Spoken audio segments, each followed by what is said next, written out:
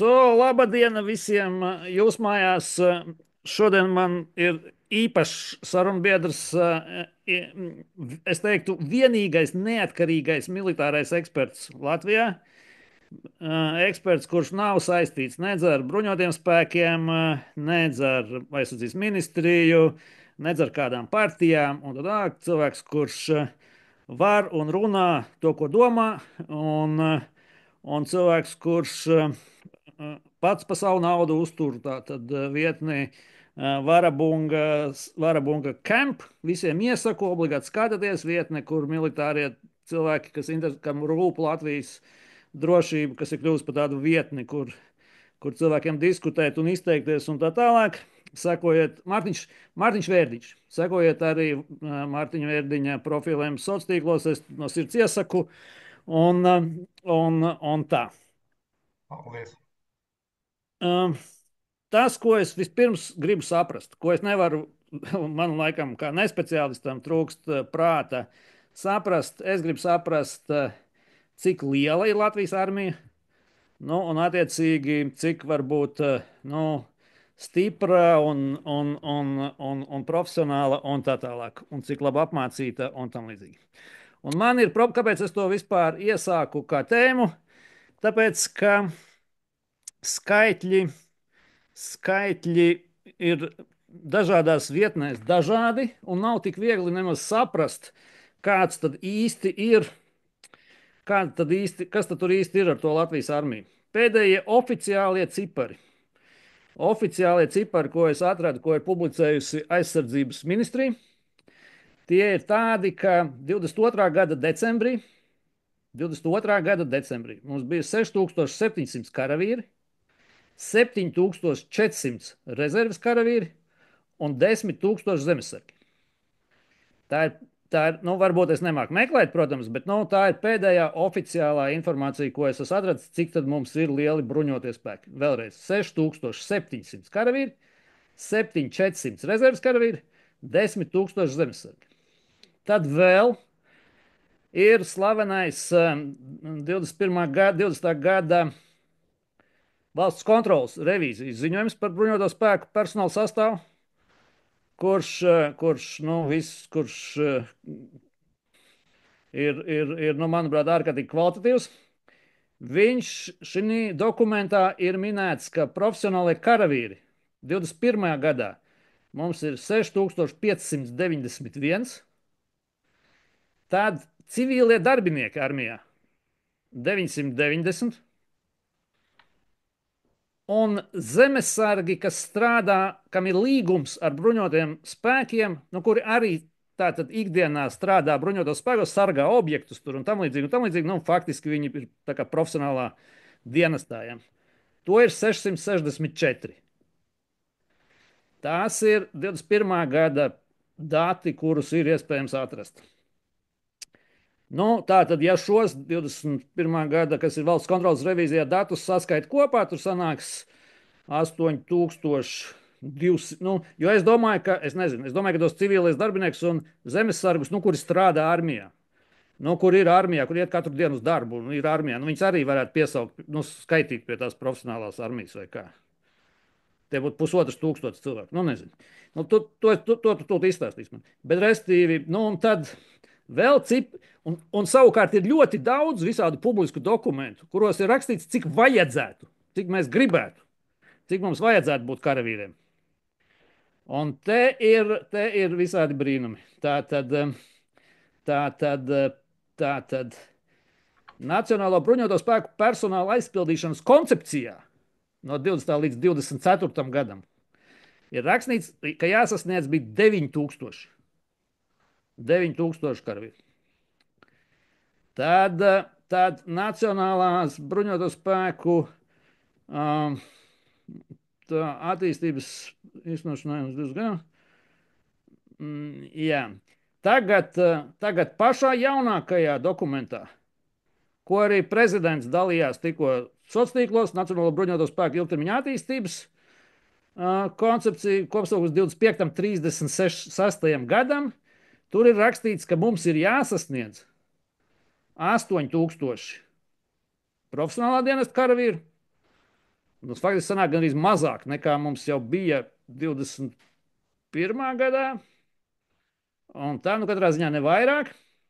Tur būs 4000 obligātā dienesta karavīru līdz sasniegts, 12,000 zemesargu, 7,000 augstas gatavības rezerve. Es nezinu, man vajadzēs tavu padomu, kas ir tā augstas gatavības rezerve. Un 30,000 vispārējais gatavības rezerve. Kopā 61,000. Tādi ir cipari, kas ir pieejami par Latvijas, ko es atradu internetā, publiskos avotos, par Latvijas armijas skaitlisko sastāvu. Nu, viņi visi grozās kaut kur ap 8,000 profesionālu karavīru, ap 10,000 zemesargu un ap kaut kādu mistisku 37,000 rezervi, kura vēl tur iedalās augstas gatavības un tādas. Nu, pamēģināšu. Jā, tā tad pirmkārt man interesē, vai tie skaitļi atbilst. Cik mēs varam ticēt tiem skaitļiem? Sāksim ar to. Cik mēs varam ticēt? Nē, protams, ka neviens tieši nemelo. Dažreiz nepasaka visu līdz galam, bet kopumā tad, kad tu beigās pieminēji, tad principā tā varētu būt. Es vēlreiz iziešu un beigās varbūt iedošu tādu pavadienu, ko turpmāk skaitīt. Lieta tāda, ka vispirms ir jāsaprot, ka ir tāds jēdziens, jebkuru armiju vērtējot, ja, tas, ko sauc regulārā armija. Regulārā armija, tā ir tā standing armija, tā ir tā armija, kas dotajā mirklī atrodas aktīvajā dienestā. Un aktīvajā dienestā mums tik tiešām atrodas šobrīd pāri pa 7,000, kuri sastāv profesionāli dienesta karavīri, plus tie, kas dotajā mirklī atrodas valsts aizsardzības dienestā. Tas skaitlis tuvojās 8,000, tie ir tie, kas šobrīd ir tā kā augstā kaujas gatavībā, kāda viņi šobrīd varētu būt, un tie ir tā regulāra armija. Tad mums ir, neapšaubām, un to ir jāmin, kā būtisks papildspēks, tā ir zemesardze. Jāsaprot, neskatoties uz to, ko iepriekšējos gados mums ir daudz stāstījuši NBS komandieri, ka jebkurš zemesargs ir 1-1 tāds pats kaujinieks kā profesionāli dienesta karavīrs. Ja, jāsaprot, ka zemesargi tomēr ir otrā ešelona karaspēks, kas nemazāk svarīgs uzdevums. Viņi rūpējās par aizmugures drošību, to viņus varētu saukt par teritoriālo karaspēku. Ko nozīmē teritoriālais karaspēks? Teritoriāla karaspēka, ņemot vērā, ka viņa galvenais uzdevums ir strateģisko vai kritiskās infrastruktūras objektu apsardze, cīņa ar pretinieka diversantiem, sabiedriskās kārtības uzturēšana. Tas ir nemazāk svarīgs uzdevums, bet viņus nevar tā 1-1 līdzināt ar manevra vienībām, kas sastāv no profesionāla dienesta karavīriem vai regulāriem spēkiem vispār. Jo zemesardzē ir gan veselības prasības zemākas, gan vecuma cenzi ir ļoti dažādi, gan prasības fiziskajām prasībām un tam līdzīgi. Tātad mēs jau šobrīd tā kā iedalījām, ja, regulārais karaspēks, augstas gatavības, profesionāla dienesta, jaunieši, tie, kas ir valsts aizsardzības dienestā, tad ir teritoriālais karaspēks, tā ir zemesardze, tik tiešām viņi ir 10, varētu būt mazliet vairāk, bet ar lielu bet ir jāņem. Bet ir tāds, ka viena lieta ir saraksta. Ņem vērā, ka tie, kas ir profesionāli dienestā vai valsts aizsardzības dienestā, viņi saņem ik mēneša algu, ja, un viņas tādēļ, uzskaita daudz stingrāk, ja, gala beigās viņi ir kroņa maizē, ja, un tur nekādu domstarpību, vai viņi ir vai nav, nevar būt. Savukārt zemesardze, tomēr tur ir savs brīvprātības princips, un lai gan tur arī ir kompensācija par dienesta uzdevumu izpildi, tā ir brīvprātīga padarīšana, kas nozīmē, ka 10,000 tie ir tie, kas ir sarakstos, bet cik no viņa, vai viņus visus 10,000 vienā dienā var savākt uz viena plača vai uz 5 plačiem, ja? Tas ir liels jautājums, jo vienai daļai izrādīsies, ka viņi ir slimi, citi ir kaut kur pazuduši, trešiem ir imunitāti pret mobilizāciju, jo ir arī viņiem piemīt tādas profesijas, kuras nepieciešamas civilajā dzīvē, ja, kritiski svarīgas. Ja. Tāpēc 10 000, tas, protams, ir. Nu, reāli tur, protams, atkarīgs no tā, cik radikāli ir uzskati, ja, bet vienreiz no viena mūsu prezidenta izskanēja tā, ka varam noteikti rēķināties un uzskatīt, ka viņi visi ieradīsies. Un tā vismaz ar pusi. Ja. Tas ir 10 000 uz papīra, bet tā reāli, ja tie, kas apmeklē nodarbības un tam līdzīgi, ja, puse vai vairāk nekā pusi, ja, tur man tūlīt nomētās ar čībām, ja, amatos esošie, ja, bet tas ir netverams jēdziens, un tikai valsts kontrole zina, kā tur ir īstenībā. Bet zemesardzes vadībai jau arī vajadzētu zināt, kā tur ir īstenībā. Zemesardzes vadībai, pašiem zemesardzes. Jā, bet, protams, tu saproti, ja 10 000 pieņems ir iestājušies un apmeklē, pieņemsim, katrs no tiem 10 000 tiešām piedalās apmācībā, ne mazāk kā 5 dienas gadā. Ja tur vairāk kā 10 dienas vai 15 dienas, tad cits varbūt arī 90 dienas, tu saskaiti, ja, cik tas ir.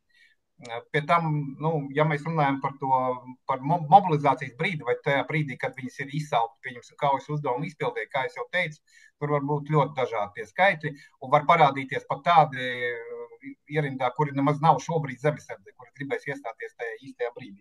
Labi, par zemesardzi mēs parunājam, tad nominālais skaitlis 10 000, tālāk var strīdēties bišku vairāk, bišku mazāk, jā.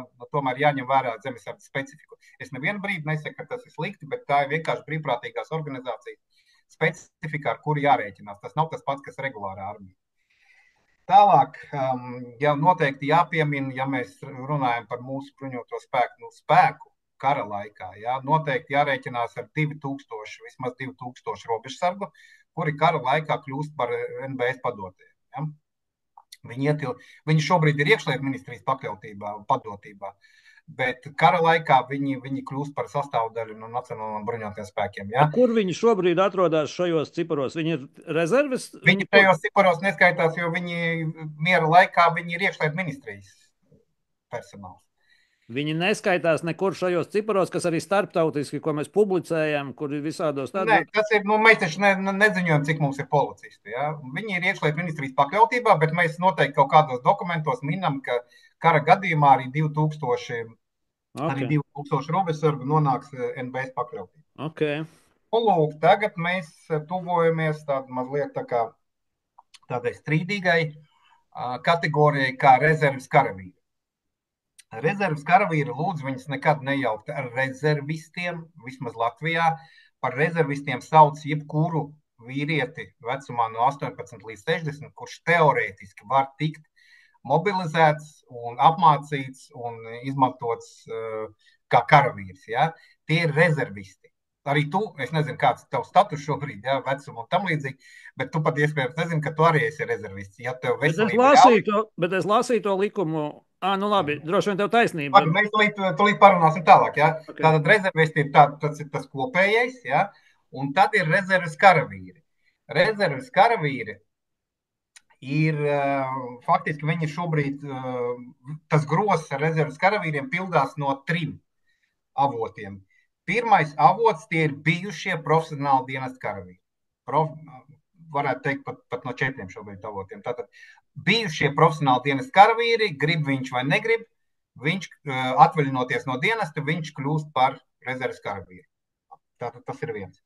Otrs, par rezerves karavīriem kļūst automātiski un arī gribot, negribot visi zemesargi, kuri atnākuši uz zemesardzi, padienējuši, padarbojušies, izgājuši pamatapmācību, pārstājuši būt par zemesargiem, uzrakstījuši iesniegumu, izstājušies no zemesardzes, bet izstāties no rezerves karavīriem viņi nevar, ja ir izgājuši pamatapmācību. Valsts ir viņos ieguldījuši pietiekami liels līdzekļus, un likums paredz, ka tādā gadījumā viņi arī kļūst par rezerves karavīriem. Tad mums ir vēl viena kategorija. Tie ir tie, kas atvaļinās šobrīd no valsts aizsardzības dienesta. Ja? Tie, kas atvaļinās no valsts aizsardzības dienesta, tie arī kļūst par rezerves karavīriem automātiski un tam līdzīgi. Ja?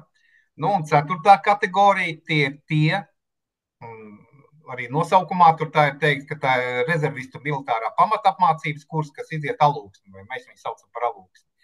Tātad mūsu aprindās. Tātad tie, kas ir izgājuši alūksnes kursu 21 dienu, viņi arī kļūst par nodot zvērestu, kļūst par rezerves karavīriem, kas ir arī neatgriezenisks process. Tu nevari izstāties no rezerves karavīriem, kaut gan caur tiesu tagad kaut kādas tur iespējas ir, bet par to mēs laikam šodien nerunāsim. Tas tāds interesants juridisks kāzus, bet tātad tas ir tas 4. avots, kas dod pienesumu šiem te rezerves karavīriem. Rezerve, ko nozīmē būt par rezerves karavīru? Es pieņemsim arī esmu rezerves karavīrs. Būt par rezerves karavīru nozīmē, ka vismaz reizi 5 gados, bet ne biežāk, tevi var izsaukt uz papildu apmācību un atsvaidzināt tavas zināšanas, kas nepieciešams bruņotajiem spēkiem. Ņemot vērā, ka laika gaitā daudz kas iemaņas aizmirstās un zināšanas kaut kur izšķiep, ja, tad tas nozīmē, lai to kaut kādā veidā uzturēt, tiek rīkotas rezerves karavīru apmācība. Un tas, ja tas rezerves karavīrs neizrāda nekādu personisko brīvprātību iziet to katru gadu, tad viņu sauks ne biežāk kā 5 gados, bet ir opcija tiem, kas jūtās, teiksim tā, uz viļņa, negrib kaut kādu iemeslu dēļ stāties zemesardzē, tad viņi var sev organizēt šādu būšanu, piedalīšanos rezerves karavīra apmācībā katru gadu vai katru 2. gadu, ja ir tāda vēlēšanās. Ja? Principā tas ir arī viss, un tad vēl ir viena tāda interesanta kategorija, ar kuru iepriekšējais NBS komandieris operēja, kuri juridiski laikam neskaitās viņa rezerves karavīri, bet kuri kādreiz vēl no 91. līdz 2006. gadam ir izgājuši obligāto militāro dienestu, kāds viņš bija no 91. līdz 2006. Ja? Tur bija interesanti, viņi toreiz likuma bija tā sarakstīti, ka viņi nekļuva par rezerves karavīriem. Un šobrīd likums arī uz viņiem neattiecās. Bet viņus var uzskatīt arī par rezerves karavīriem, jo Latvijas Republika ir ieguldījusi viņu pamatapmācībā. Daži no viņiem pat ļoti labi sagatavoti. Es domāju par Sužu bataljonu un dažām vēl citām vienībām, kur viņi izgāja to obligāto militāro dienestu toreiz. Tāpēc var viņus skaitīt, kuplākam skaitam var neskaitīt un tam līdzīgi. Tas ir tāds strīdīgs jautājums, tāpēc varbūt arī rodās tās domstarpības, ko tad uzskatīt par rezerves karavīriem. Bet cik mums ir rezerves? Ja mēs tā visu atmetam nost, un šobrīd ministrija saka, ka 7000 augsts gatavības, es teikšu tā, tie ir tie, kas pēdējo atvaļinājās no profesionāla dienesta, pieņemsim, no aizvadīto 5-10 gadu laikā, ja. Viņi ir gan vecuma ziņā, gan apmācības ziņā, viņi pietiekami augstā līmenī, ja, lai viņus varētu uzskatīt par augstas gatavības rezervi. Ja. Un ir vēl, ir 30. Atvaļinājās no zemesardzes, ja, tur mazliet, laikam varētu teikt, ka tā ir otrās gatavības. Bet noslēdzot šo daļu, ja, es ieteiktu turpmāk, un tas ļoti veselīgi, vērtēt nacionālos bruņotos spēkus, ne tikai mūsējais, bet jebkuru armiju, ja, pēc tām vienībām, kuras ir tās sastāvā. Ir kaut kāds skaitlis ar karavīriem, kaut kāds kopējs skaitlis, ja, kā mēs tur, tā kā Wikipēdijā mēs redzam, kaut kāds kopējais cipars. Nemazāk svarīgi, kā viņi ir organizēti. Un organizēti, rupi izsakoties viņi pa vienībām, mūsu gadījumā pa kājnieku bataljoniem un spēku veidiem. Spēku veidi, gaisa spēks liekam malā, jūras spēks liekam malā, tur tā kā viss ir skaidrs, kas tur notiek, ja? Bet ja mēs runājam par sauszemes spēkiem, tad mums ir jāskatās, cik mums ir vienību. Un vienību, pirmā taktiskā vienība principā skaitās brigādi, bet mēs varam skaitīt arī bataljons. Tātad mums ir viena kājnieku brigāde, kuras sastāvā tāpatās ir arī zemesargi. Bet to mēs laikam varam šobrīd uzskatīt puslīdz nokomplektētu. Ja? Tātad mums ir viena kājnieku brigāde, tur 3 manevru bataljoni, štābs nokomplektēts, viss, tā kā apbruņojums ir līmenī un tam līdzīgi. Pilnīgi normāla, kaujaspējīga vienība ir kājnieku brigāde. Un tad mums vēl ir 22 zemesardzes bataljoni. Ja?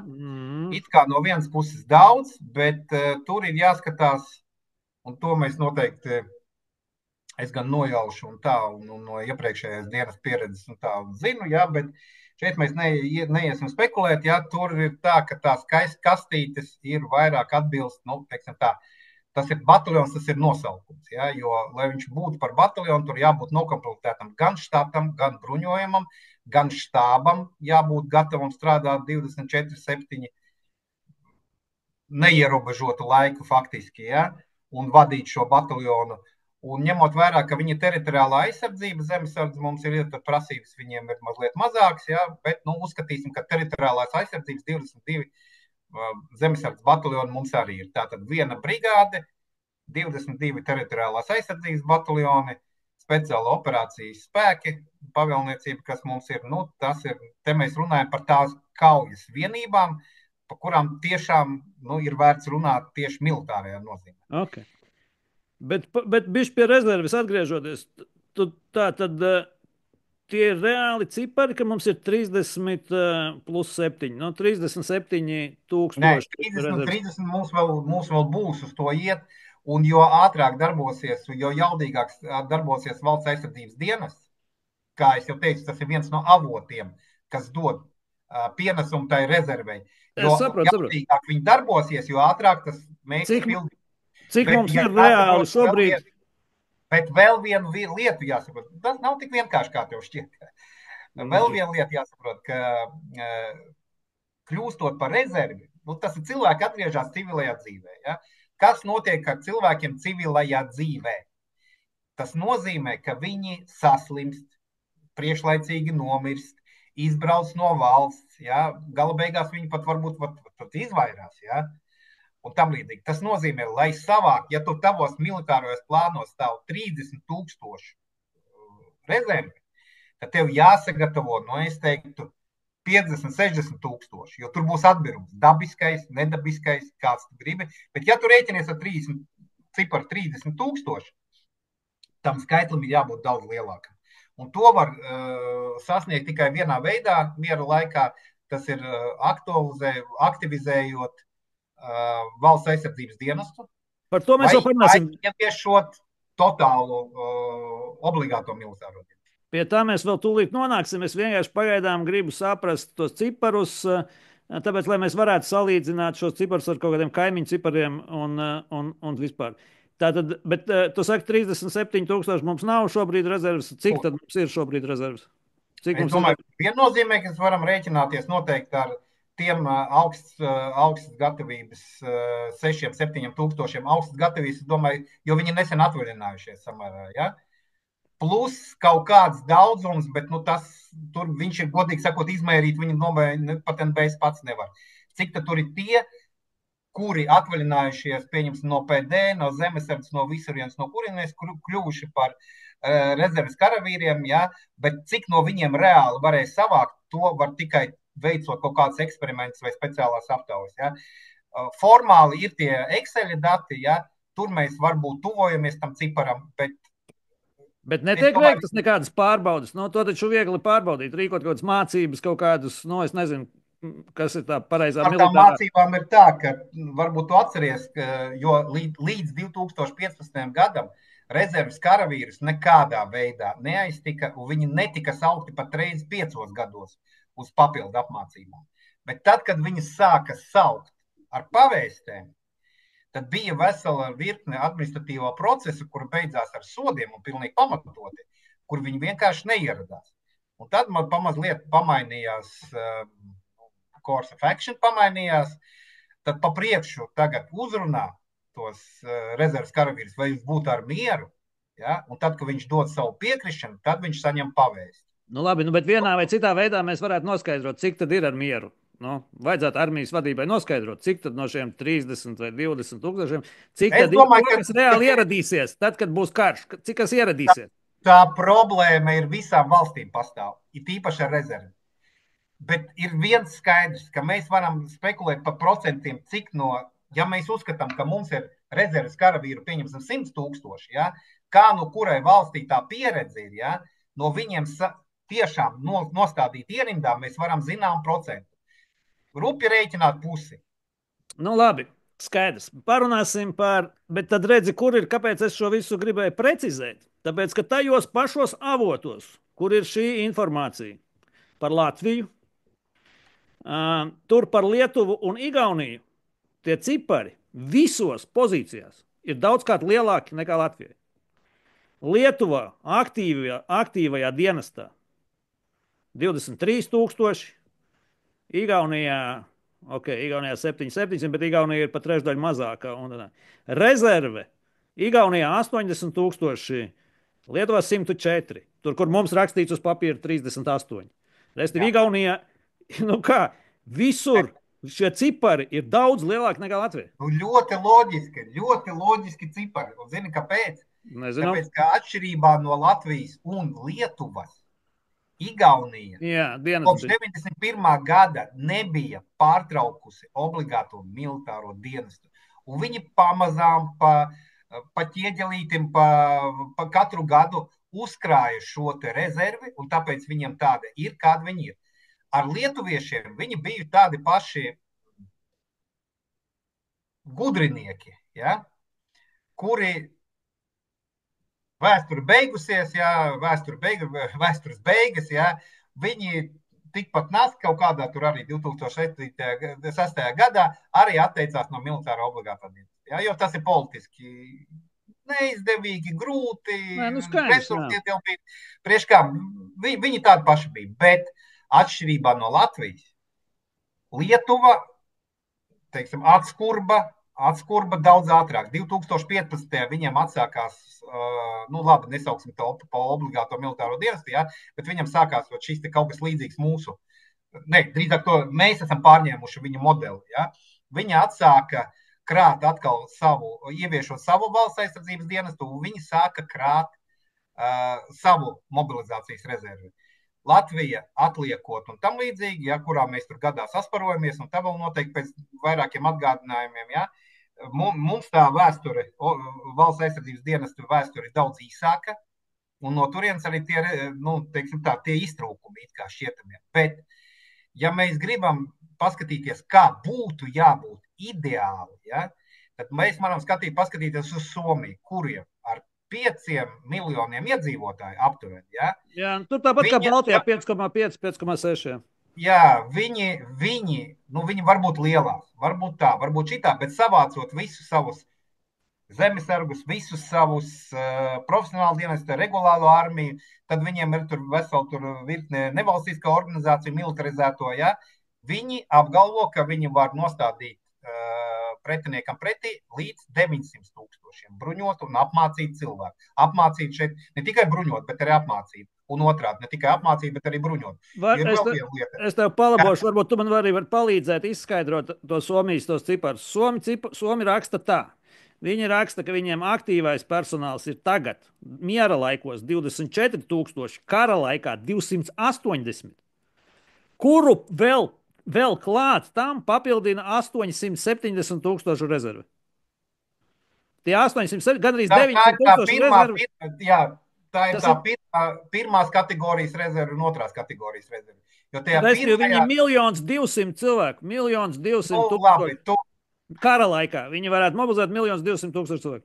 Labi, norakstīsim, būsim realisti. Ja? Es saprotu, ka viņam arī viņi pamatoti lepojās ar savu mobilizācijas sistēmu, ja?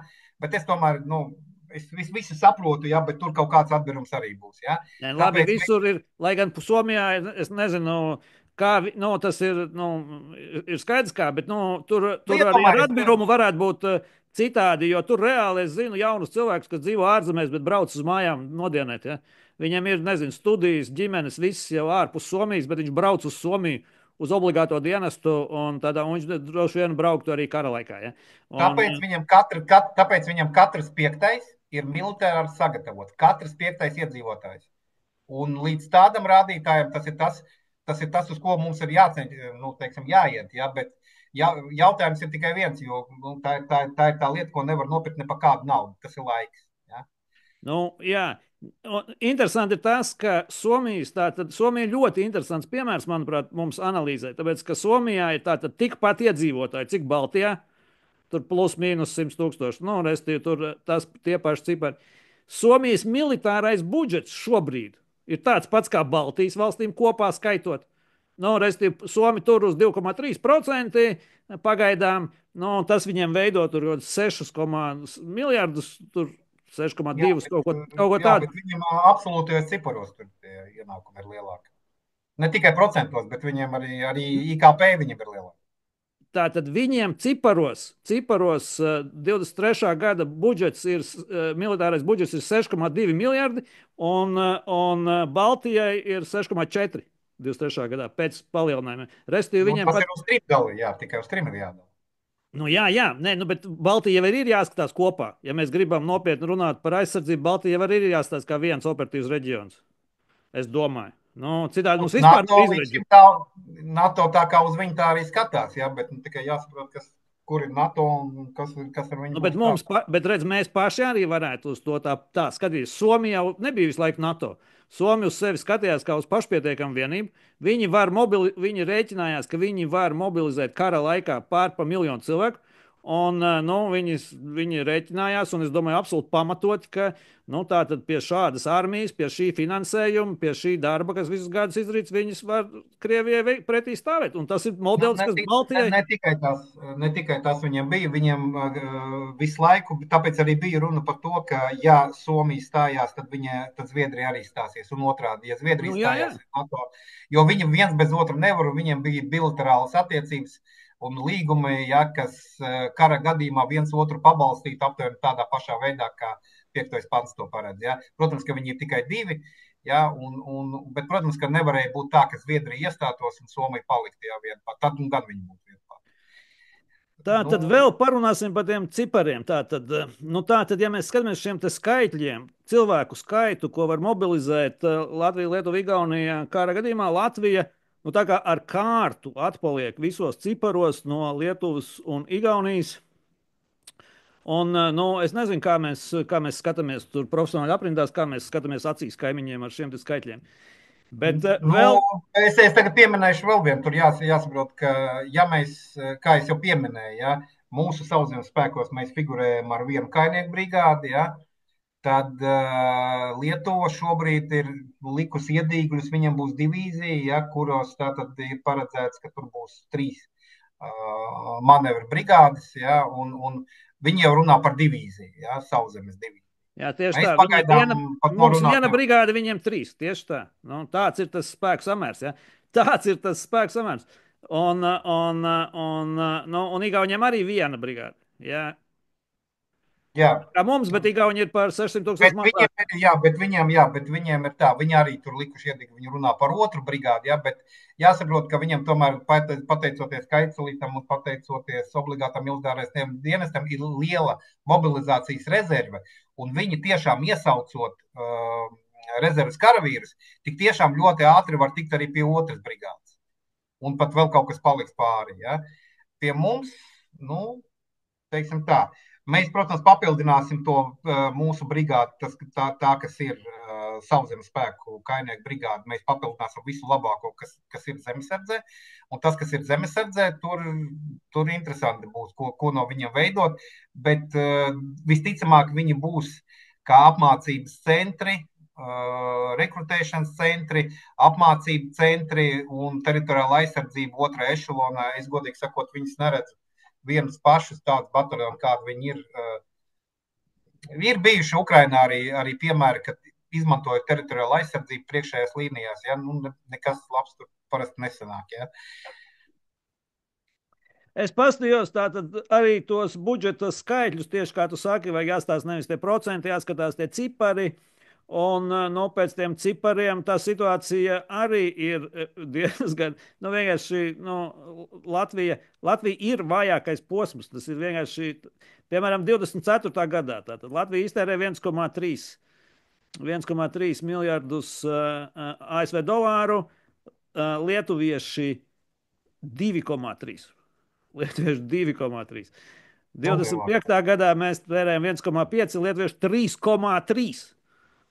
Ja. Mhm. Igauni tērē 23. gadā viņiem bija 1,3. Tā kā Igauni vispār tērē līdzīgi mums, Un bet viņi arī ir mazliet mazāki, jāsaprot. Ja? nevis mazliet, bet tā kā pat trešdaļu mazāki valsts. Nu, es zinu, tā. Bet, nu, un tad viņi tērē nu, līdzīgi vai bišķi vairāk. Un tā. Un nu, droši vien, ka var diezgan droši teikt, ka iztērētā nauda tas iztulkojas kaujas spējās. Ja? Nu, tie ir ieroči, ja? Tie ir visa veida resursi. Tam ir nozīme. Jā, bez šaubām, gan tur jāskatās to tēriņu struktūra, ja, un viena lieta ir, pieņemsim, modernizācija un kaut kādas jaunas iegādes, viena daļa ir uzturēšana, un, pieņemsim, ir atsevišķa pozīcija, tas ir ieguldījumi infrastruktūrā, ja. Būvniecība dažādi, viņi arī ļoti apēd, ja. Pie mums ļoti mīl būvēt visu, ko no dzelzbetona un tādu paliekošu uz gadsimtiem un tam līdzīgi. Par to man vienmēr bijuši savs viedoklis, ja, jo daudzas jautājumas, kas saistīti ar infrastruktūru, var risināt ar pagaidu paņēmieniem, ar domu, ka mums ir lielāks prioritātes, kas ir saistīts ar kaujas gatavību un kaujas spējām. Ja? Būtu mēs mazāk būvējuši no dzelzbetona, bet vairāk un agrāk pirkuši tās nepieciešamās ieroču sistēmas, kas ir ļoti nepieciešamas tagad, ja? Tad varbūt mēs mazliet justos mazliet drošāk. Bet, jā, ja patīk pētīt tos ciparus, jā, tad kaut kur tā atšķirība varētu būt. Visur mēs atšķiramies pa 1/3 un ne uz to labāko pusi, neskatoties uz to, ka mēs esam vidējā māsa, ja, 3 Baltijas valstīs.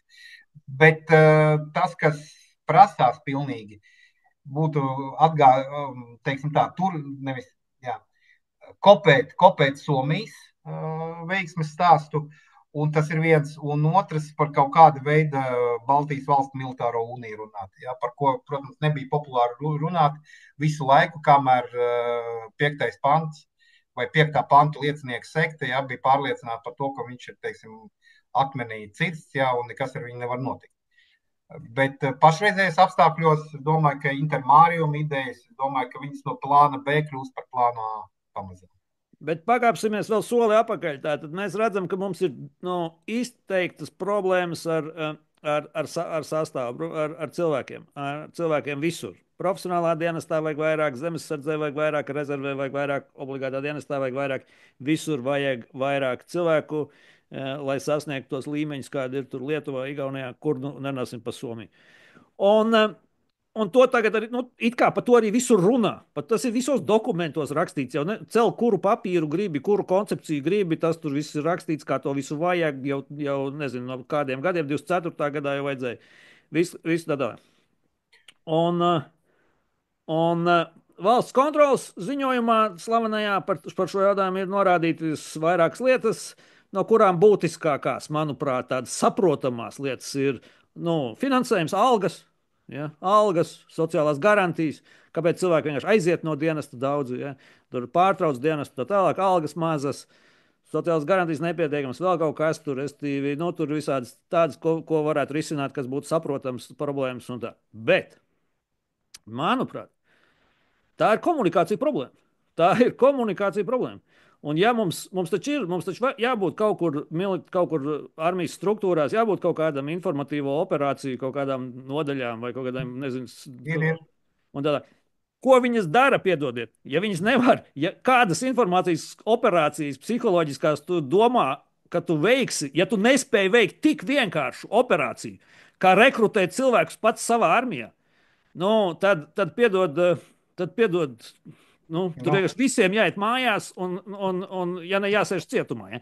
Tā ir kaut kāda noziedzīga nekompetence, ko mēs vērojam pēdējos gadus, kā tiek pieiets rekrutēšanai. Ja? Teiksim, situācija nav vienkārša kopumā. Ja? Jāsaprot, ka darba rokas ir nepieciešams civilajā sektorā nemazāk kā militārajā, ka visi nevar visus iedzīt profesionālā dienestā un tam līdzīgi. Bet ko mums sen vajadzētu forsēt un ko mums vajag forsēt, tas ir to, kā mēs veidojam mobilizācijas rezervi ar tieši valsts aizsardzības dienestu kā instrumentu. Atraujot to jauno cilvēku, ja, nezinu, no studijām, no darbiem civiliem un tam līdzīgi, kad viņš vēl nav augsta līmeņa speciālisti. Tas ir pēc 18 gadiem. Ja. Iesaucot, tas nozīmē, ka mēs varam risināt šādos sarežģītajos apstākļos to problēmu nevis ceļot profesionāla dienesta karavīru skaitu, bet optimālāk viņus izmantojot. Tas ir atsevišķs stāsts. Ja? Jo, pieņemsim, kainieku brigādi, tie ir 3-4 tūkstoši karavīri. Ja? Jautājums, ko dara pārējie? Kur viņi visi ir? Ja? Varbūt mēs no tiem pārējiem arī varam izveidot vēl vienu blakus. Ja? Tas ir tāds liederības jautājums un tam līdzīgi. Bet profesionālais dienests tuvu optimālam. Brīvprātība, uz ko balstās zemesardze, šobrīd arī acīm redzot sasniegusi plato. Ja? Bija tie, kas stājās, pieņemsim, 8. gadā, vai 14. gadā, vai 22. gadā. Ja? Tur vairāk, mazāk tajā pašā laikā stājās ārā ļoti viena daļa. Ja? Tas nozīmē, ka viņi ap tiem saviem 10 tūkstošiem, 12 tūkstošiem papīra, acīm redzot, tas nav tas straujais pieaugums. Ja? Tas ir plato tāds, kāds viņš plus mīnus arī būs arī uz priekšu. Tātad vienīgā iespēja mums pašiem un arī valstī un valdībai regulēt mobilizācijas rezervi, tas ir paplašināt valsts aizsardzības dienestu un viņa tvērumu. Tādā veidā mēs īsā laikā varam nonākt pie vērā ņemamas mobilizācijas rezerves, kura turpina strādāt civilajā sektorā, ja? Bet vajadzības gadījumā viņi ir pietiekami apmācīti, lai veiktu karavīru. Protams, bet viņi visu laiku, tātad armija mums vismaz vārdos ir vienkārši nevarības kalngals. Armija mums visu laiku stāsta gadiem. Es ko viņi atbild armija.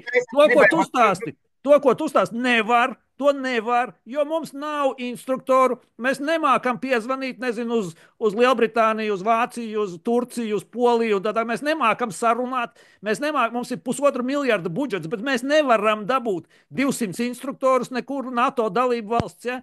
Tālāk. Ko obligāto šo dienestu, to mēs neko iesaukt, nekur nevaram, tur mums sasniegt platu, jo demogrāfijas krīze, jūs taču zinat demogrāfiju, jūs taču saprotat, viss slikti, mēs neko nevaram, ja zemesardzē vairāk mēs nevaram, jo sasniegts plato, mēs vienkārši vairāk neko nevaram, ja Igauni var, lietuvieši var, somi var, viņiem nav demogrāfijas krīzes, ja? Viņiem nevajag darba spēku darba tirgu, ja? Tikai Latvija ir kaut kādos super nevarīgos apstākļos, kuros neko nevar izdarīt, ja? Rezultātā mums ir mazākā, vājākā armija Baltijas reģionā ar visām no tā izrietošajām sakām. Un tagad mēs, tagad jau pavēlu visu, tagad jau atkal neko nevar, ja? Tagad jau viss nokavēts, ja?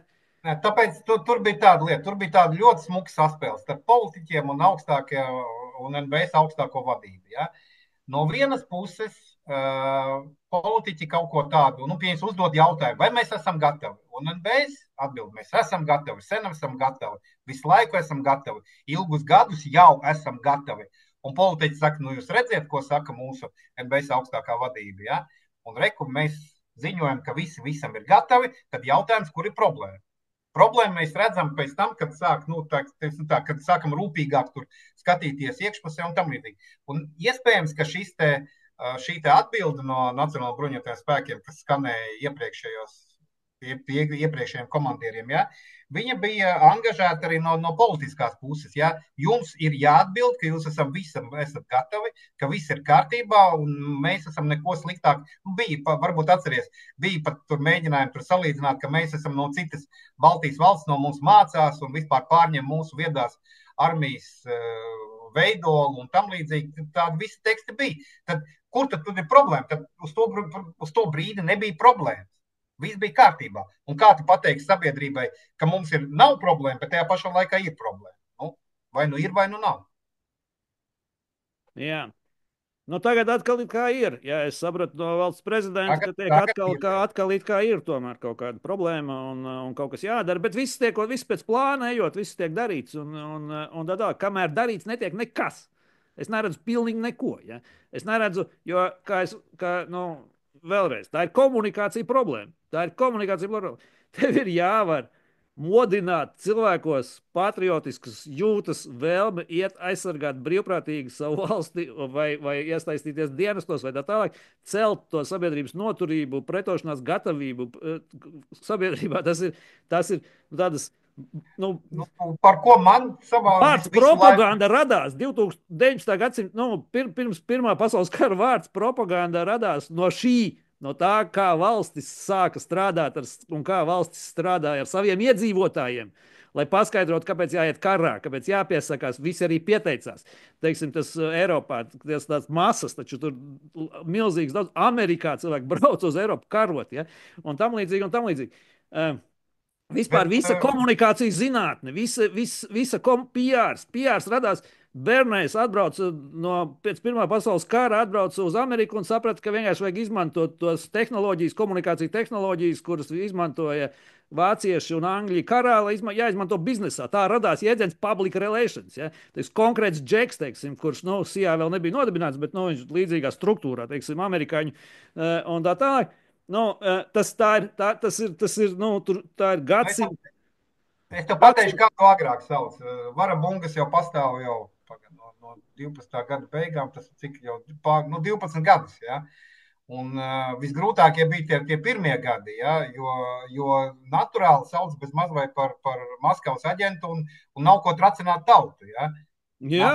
Tie ir būtiskie teksti, bet jāsaka arī atklāti intereses tolaik, īpaši līdz 14 gadam, ne no sabiedrības, ne no influenceriem, ietekmeļiem, ne no preses ļoti maz bija par militārajām lietām. Kāpēc? Vēl aizvien. Ne, tāpēc, ka skanēja, ka viss ir kārtībā. Mēs esam pilnībā aizsargāti. Mums ir pirmo reizi, laikam, es ieguvu kaut kādu,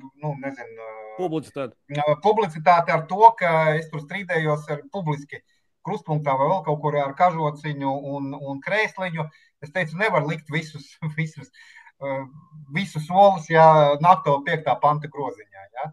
Bet labi, toreiz bija tāda vairāk tā intuitīva nojausma, ja? Bet ar laiku viņi tā kā mazliet pierādījās, ja?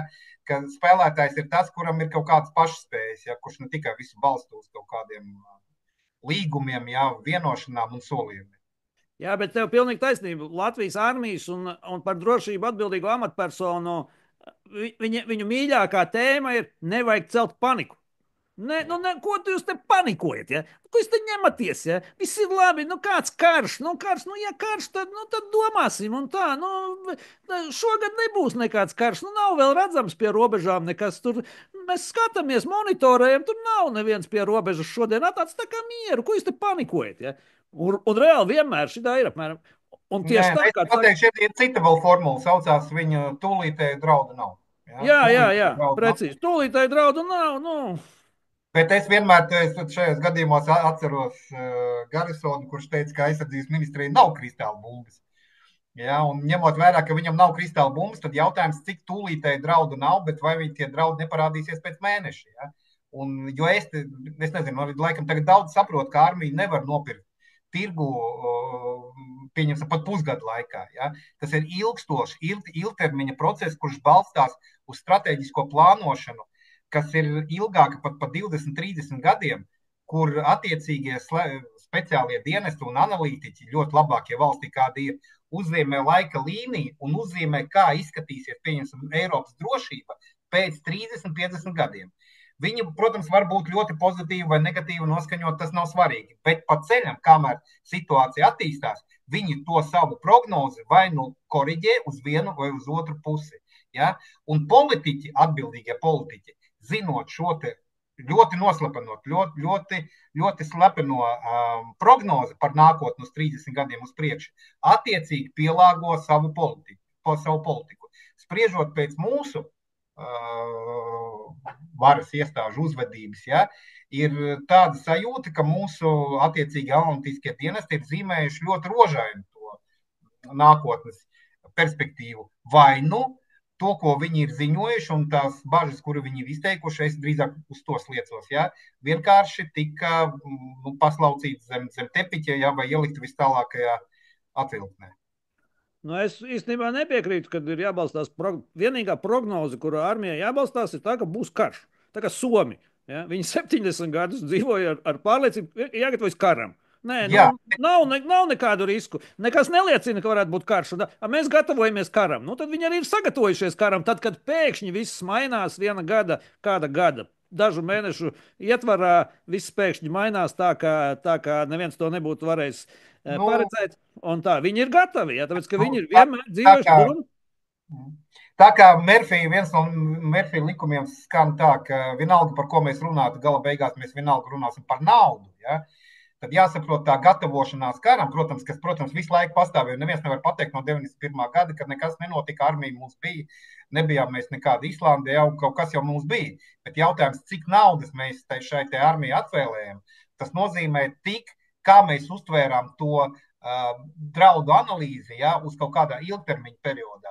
Un ja viņa bija, viss kārtībā, ja, nesatricināms 5. pants un tā tālāk, un vispār draudu nav, ja, tad arī atvēlē naudu atbilstoši tam apdraudējumam. Ja šīs ilgtermiņa prognozes runātu par to, ka kaut kas tur tālumā, 30 gadu perspektīvā mums kaut kas nelabs gaida, tādā gadījumā atbildīga politika būtu ieguldīt vairāk tieši šajā periodā un tieši kaujaspējā. Labi, man vēl viens jautājums vai tēma tāda par mūsu gatavošanos runājot. Proti, ja mēs skatāmies, kā notiek karš Ukrainā, un ja man vaicātu, kā sāktos karš Latvijā, tad es teiktu, ka karš sāktos tā, ka pirmajā naktī atlido vienlaicīgi 500 dronu, 300 dažādu raķešu, balistisko, spārnoto, tam līdzīgu. Un principā, tātad atlido mūsu pretgaisa aizsardzība sastopās ar, teiksim, 1000 mērķiem vienlaicīgi. No 1000 mērķiem, ja tas notiek tagad, tur, protams, daudz kas nav zināms, bet, teiksim, es būšu dāsns un optimistisks. Mūsu pretgaisa aizsardzība, izšaujot vienā naktī visas savas raķetes, notriec 40 mērķus, 60. Labi. Kaut ko tādu.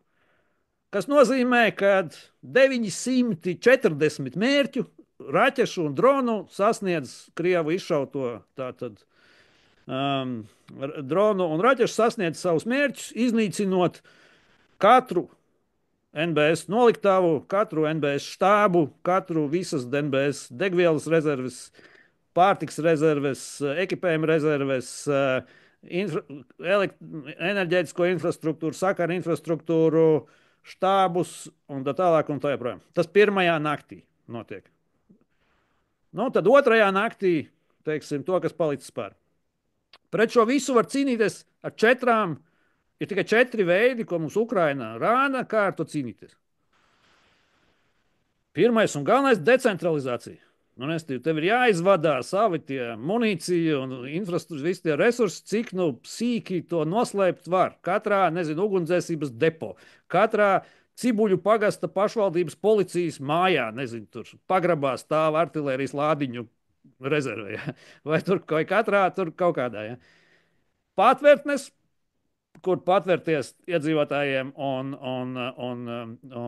armijai, karavīriem, un kaut kādā, pretgaisa aizsardzība, tur mums būs švaki un tam līdzīgi, un, protams, kaut kādā, tā, kā to sauc, mānekļu izvietošana, plašu mānekļu pielietošana, dezinformācijas, informatīvās kampaņas, lai daudzi no šiem mērķiem iznīcina nevis īstas munīcijas nosacīt noliktavas, bet viltus munīcijas, tādā garā.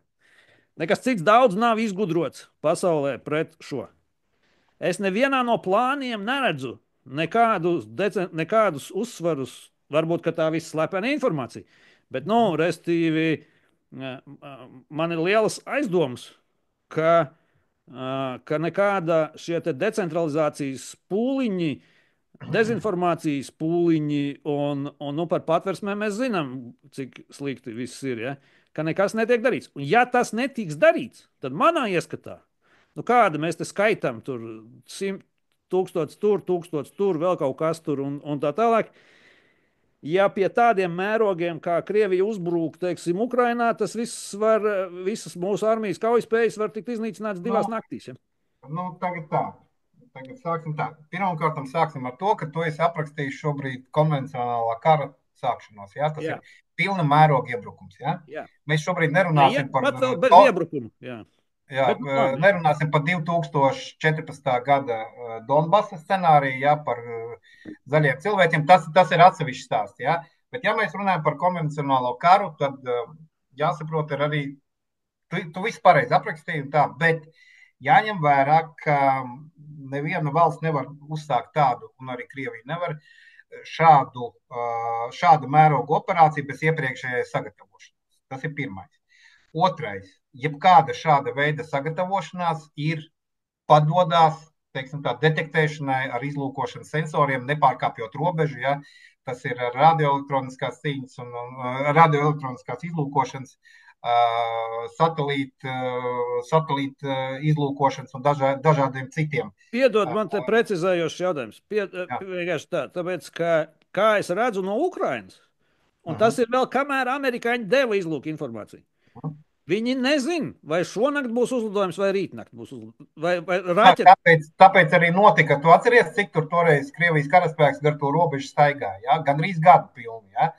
Viņi tā kā bija gatavojušies. Es saprotu, karaspēku var detektēt. Skaidrs, ja tur stāv divīzijas un divīzijas. Jā, tas nozīmē, ka jautājums. Bet tu raķešu uzbrukumu nevar detektēt. Tu nevari pateikt, teiksim, vai 500 droni tiks šonakt izšauti pa Latviju vai nē. Tajā pašā laikā, neskatoties uz to, ka uzbrukums bija samērā pēkšņi un tam līdzīgi, Ukrainai izdevās saglabāt lielāko daļu savas pretgaisa aizsardzības un lielāko daļu savas aviācijas. 22. gadā Krievi bija idioti. 22. gadā Krievi bija pilnīgi, tas bija karikatūra, nevis armija. Jā, bet tieši 5. gadā tā vairs nav. Tieši tāpēc, ka tas vairs nav slepenojos dokumentos rakstīts, bet tā ir standarta, ka gadījumā, ja ir apdraudējuma periodā, karaspēks, viņa komandpunktu un tam līdzīgi pārvietojas uz rezerves komandpunktiem un tam līdzīgi. Ar to samazinot to ietekmi, kas radīsies no pirmā trieciena, kas tik veikts pa jau izlūkotiem mērķiem, no pretinieku puses izlūkotiem mērķiem. Ja? Tas ir standarts, tā ir taktika, ja tur galvenais ir savlaicīgi pamanīt, un tad, kad ir pamanīta šī gatavošanās, veikt savu sagatavošanos, tad vienu daļu vai lielu daļu no saviem resursiem izdosies saglabāt.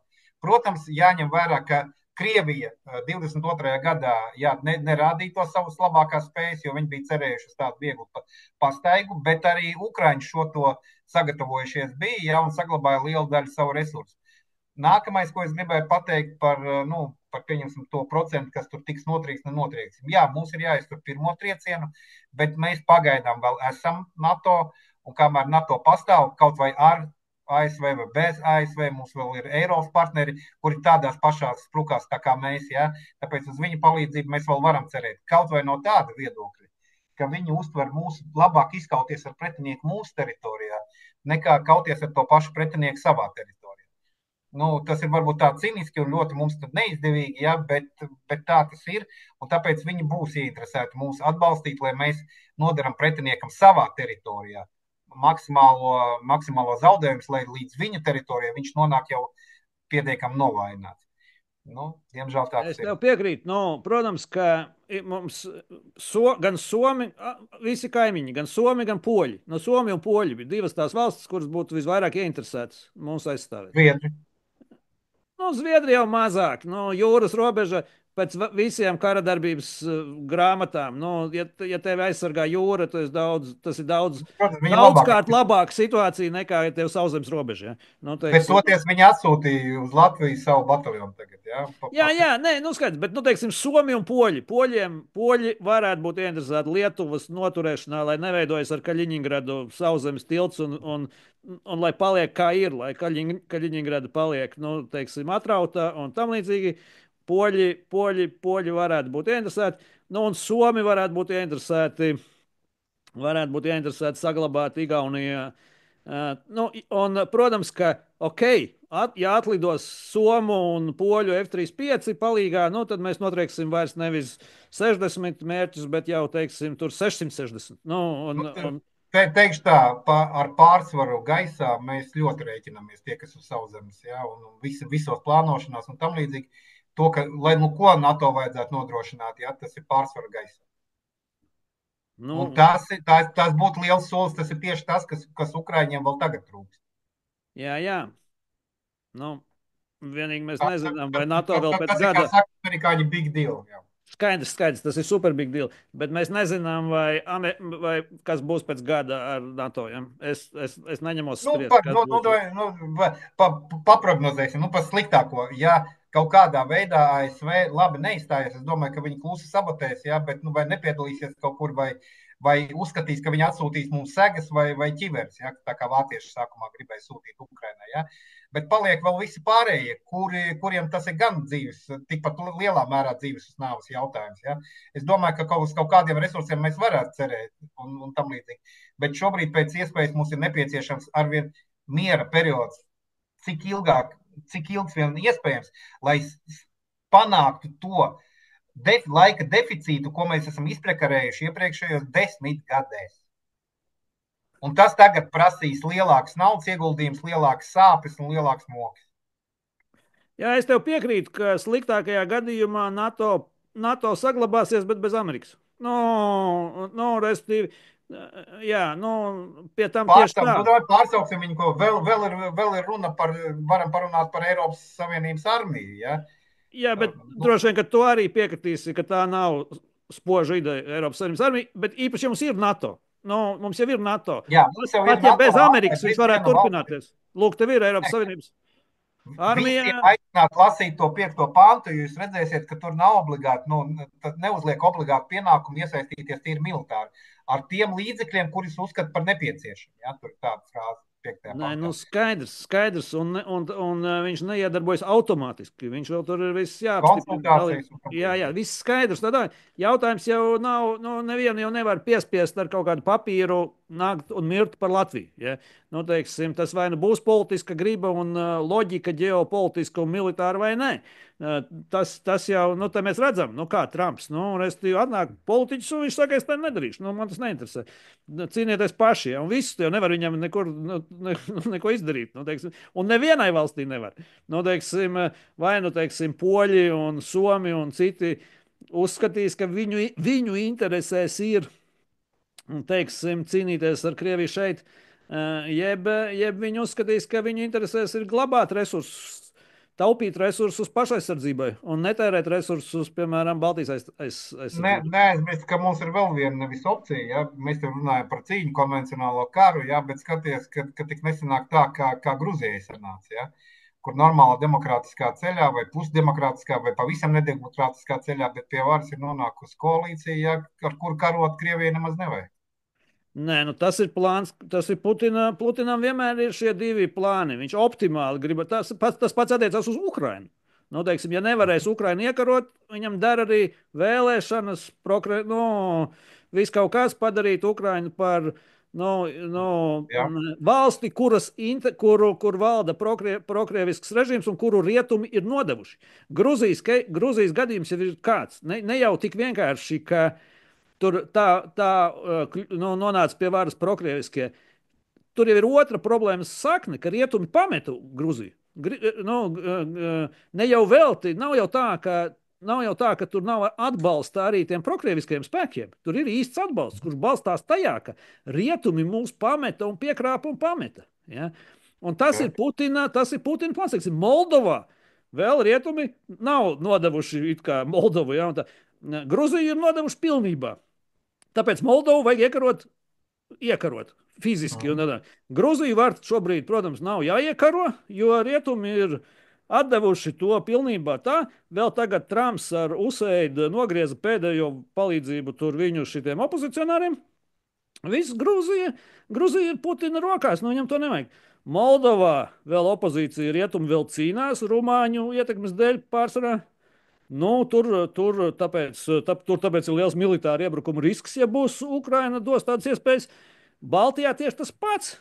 Tā tad, ja nevarēs sagrābt un nevarēs panākt, ka rietumi mūs nodod, NATO mūs nodod un visi mūs nodod, un mēs paši nonāksim šādā veidā politiski Krievijas orbītā, tad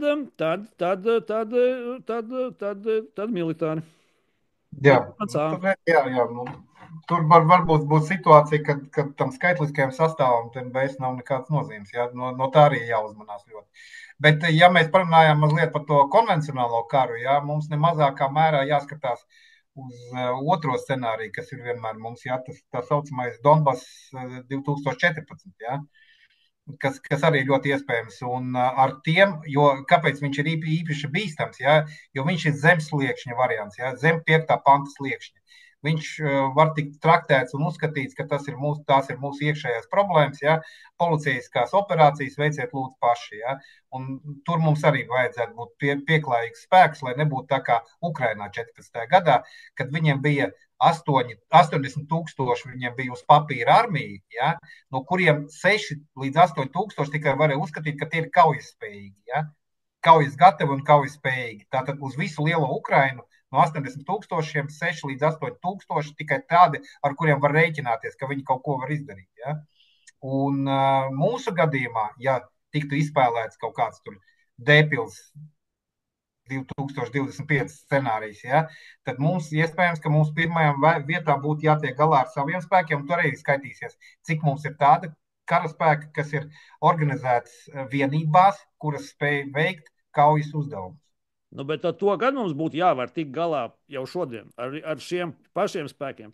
Nu, respektīvi, 8,000 profesionālajai armijai Nē, šeit es tev pārtraukšu. Atceries, ko es teicu no paša sākuma? Jāskaita vienības, nevis galvas šajā gadījumā. Un mums ir viena kainieku brigāde, tur ir atbalsta vienības, tur dažādas un tam līdzīgi. Viņiem ir 3 viennozīmīgi kaujas bataljoni, ja, ar kuriem var operēt, un mums ir 22, teiksim tā, teritoriālās aizsardzības bataljoni zemesardzes, ja.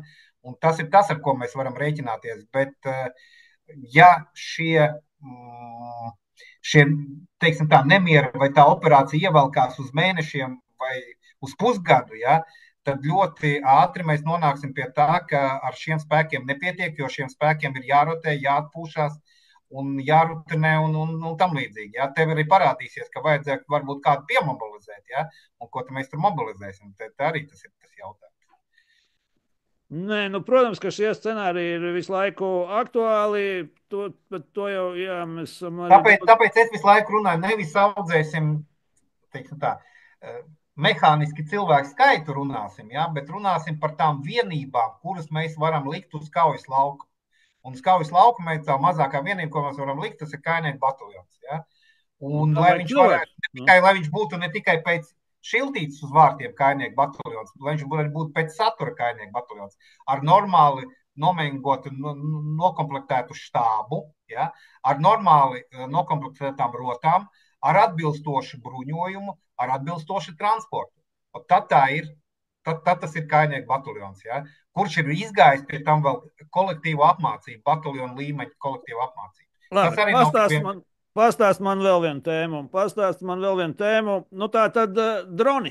Tā tad šķiet, ka visi pasaules militārie eksperti atzīst, ka kara darbības taktikā faktiski ir noticis revolucionārs apvērsums. Ukrainas karš rāda revolucionāras milzīgas vēsturiskas izmaiņas kara vešanas taktikā. Daži salīdzina, dzirdējis salīdzinājumu, ka tas ir salīdzinājums ar to, kā Čingishāns izgudroja kāpšļus zirgiem. Ka var uzlikt tos jātniekus. Precīzo šaušanu un tā tālāk, kas ļāva izveidot lielāko impēriju cilvēces vēsturē, mongoļu. Vai vienalga, restīvi, kara darbība ir mainījusies, ja teiksim, pavisam nesen vēl Līča pirmā kara laikā vai Irakas kara laikā mēs vienkārši visi skatījās atklātām mutēm, ka var atlidot kaut kāds amerikāņu F-16 un no 10 km augstuma iešaut raķeti mājai pa logu iekšā un iznīcināt, teiksim, kaut kādu tur svarīgu mērķi. Un visi šie precīzie ieroči, tas bija tas, kas garantēja super pārsvaru, teiksim, šīm te bagātajām armijām. Tad tagad, teiksim, ar 2000, un tas viss maksāja, tā raķete maksāja 200,000, nerunāsim, cik tas F-16 gaisā maksāja turēt viņu. Tagad jebkurš, principā, ierindas karavīrs ar dronu, kurš maksā $2,000, ja var tāpatās ielīst pa logu un tāpatās iznīcināt, teiksim, šo te mērķi, tāpatās no 15 km attāluma, ja, un visa vecā kara tehnika iepriekš, kas ir skrāta, gatavojoties iepriekšējā veida kariem, sākot ar tankiem un beidzot ar visu. Tas viss ir kļuvis, tas viss ir izmainījies līdz nepazīšanai. Ja? Kad, teiksim, tur iznīcināt tanku, tev vairs pat nevajag džavelinu, kurš maksā 150,000. Ja? Tev pietiek ar dronu, kurš maksā 500 eiro. Ja? Un tam līdzīgi. Tā tad kara darbība, kara taktika ir mainījusies līdz pilnīgai nepazīšanai. Nākotnes kari, tad mēs redzam, kādi viņi ir. Ukrainā par laimi mēs varam viņiem gatavoties. Viņu specifika ir tā, ka izdzīvošana fronts līnijā ir ārkārtīgi, ir milzīgi upuri. Teiksim, visu, ko var pamanīt, var iznīcināt lēti. Ja? Visu, ko var pamanīt, vai tā būtu tehnika, vai karavīrs, vai pozīcija, vai štābs, vai kaut kas, vai noliktava, visu, ko var pamanīt, var iznīcināt daudz lētāk. Ir demokratizējusies augstas precizitātes ieroču lietošana, viņi kļuvuši lēti un tam līdzīgi. Jā, Tad visai apmācībai, visam, ko mēs šeit runājam par Latvijas armiju un tādā. Pēdējos gados būtu bijis tā, tad es nezinu, varbūt, ka ir, es neko nezinu par to. Būtu visai apmācībai, visai taktikai, visai būtu jābūt izmainītai. Jo viss, ko jūs mācījāties pirms 5 gadiem, tas vairs kara laukā nav aktuāli. Ja jūs darat tā, kā jūs mācījāties pirms 5 gadiem, tad jūs esat vienkārši mērķis.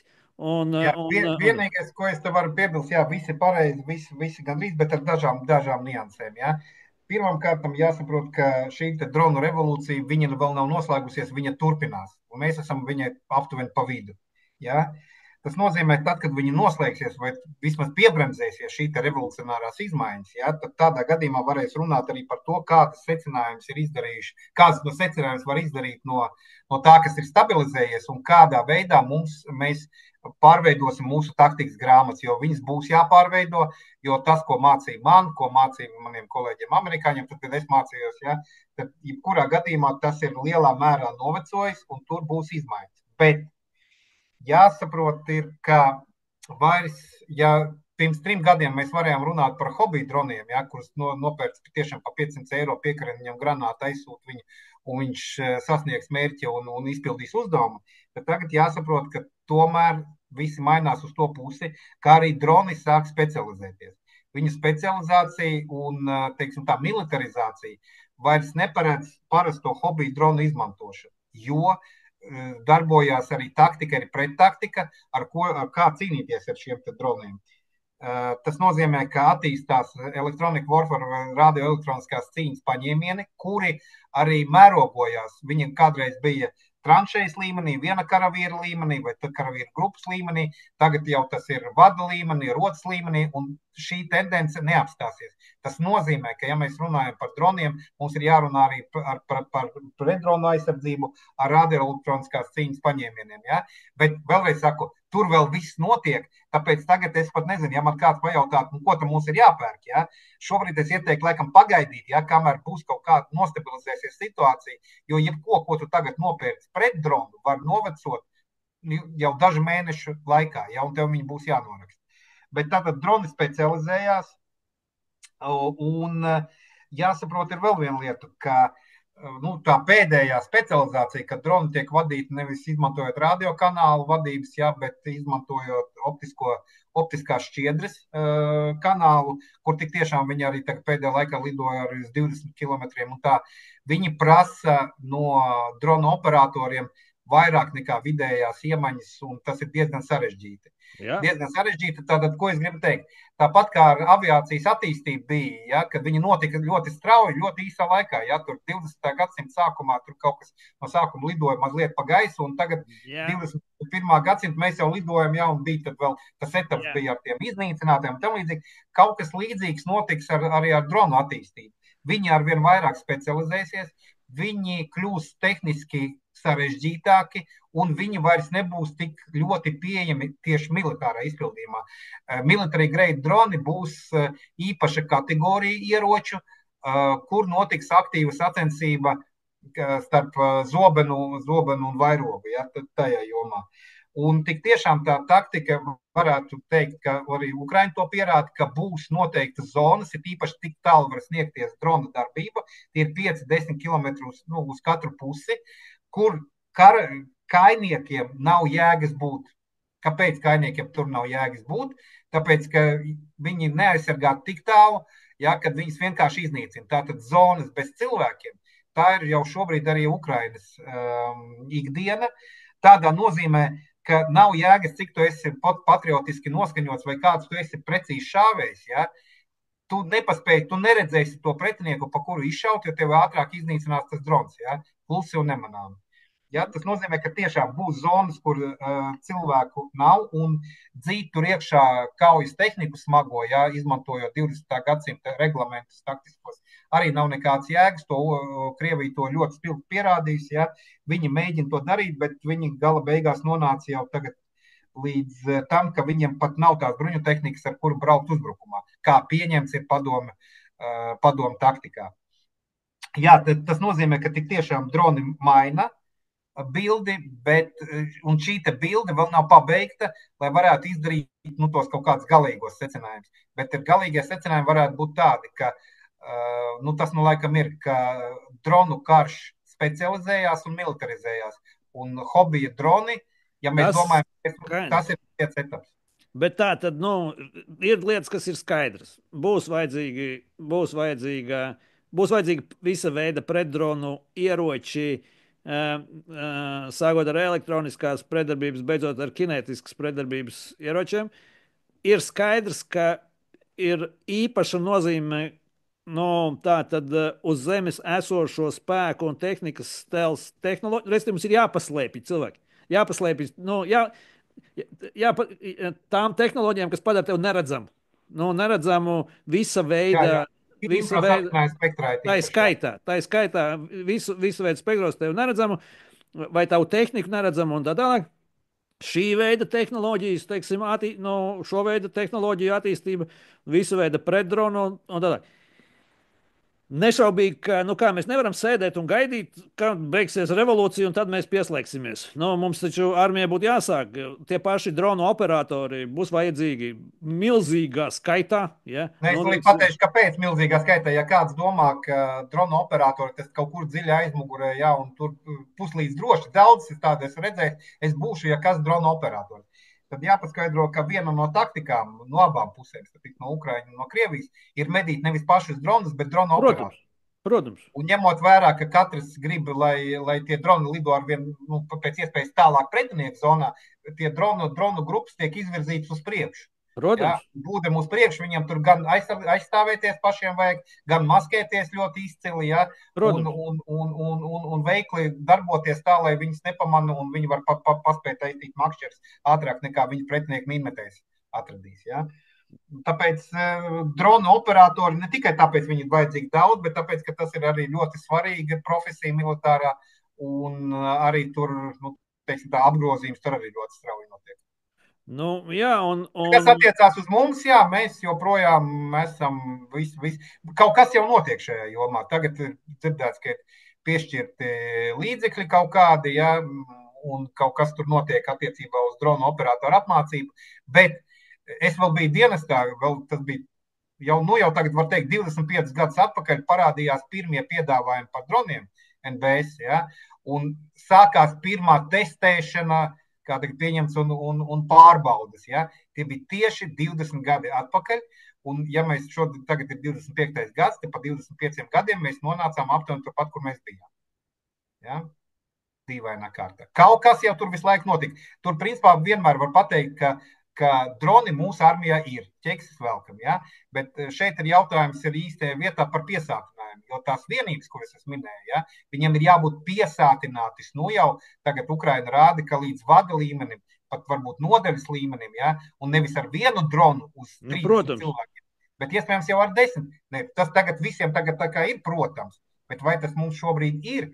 Tāds ir mans jautājums. Tāds bija mans tev jautājums. Bet mēs, ja es tagad arī zinātu, ja es tev nevarētu pateikt to skaitļus, ja, es domāju, ka valsts kontrole saskaitīs un aizies, ja, cik mums ir dronu, rēķinot uz katru vienību. Jo divas lietas šeit ir. Tātad viena lieta piesātināt šīs te vienības ar šo te jauno bruņojumu, bet otrs ir arī taktikas, kā aizsargāt šīs te vienības. Kā nosargāt, kā pasargāt šos te mūsu karavīrus? Mums radioelektroniskā cīņa tagad arī kaut kas notiek, kaut kas parādās ļoti augstos plauktos, būs ne tur otrs, ne tā bataljons, ja, radioelektroniskās cīņas. Ja. Bet atkal, radioelektroniskās cīņas apakšvienība jābūt katrā bataljonā. Katrā. Jo cilvēki ir katrā bataljonā. Ja ne katrā vienībā, es nezinu, nu, restīvi, nu, Labi, katrā vienībā, nu, ok, sarunāsim tā. Bataljons tā ir vienība, viss, kas zemāk par okay. bataljonu, tas ir apakšvienība. Okay. Nu, jā.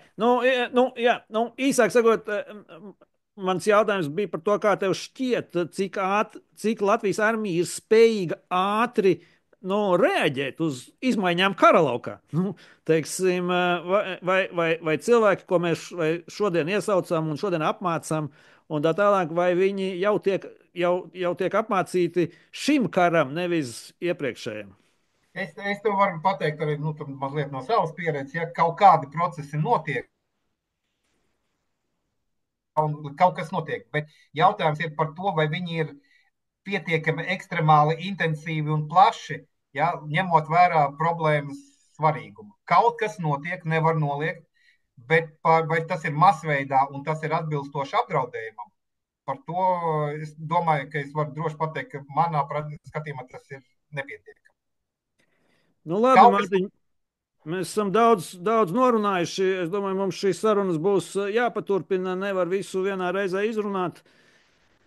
Paldies tev liels, ka tu piekriti šai sarunai un parunāsim tad vēl kādreiz. labi, sarunāts. Uz Vi, tikšanos. Čau. visu labu!